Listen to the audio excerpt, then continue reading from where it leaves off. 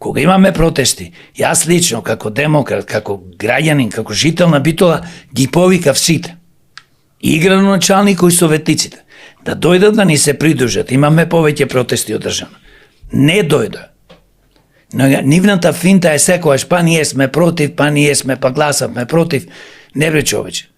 Вие сте 4 години на власт, еднаш ја гласно, јасно да се буните не само туку да направите голем притисок на властите, на владата, на Министерството за енергетика да постават одма филтери. Тука е и друг огромен проблем. Вработените што работат 3-4 илјади луѓе таму секој ден се трујат. Тие се во срцето на загадувањето. Земале повисоки плати, тие луѓе заслужуваат и 3 пати поголеми да земат плати и заслужуваат бенефициран стаж. Ние ги труеме тие луѓе. Ние, градоначалнико и советниците.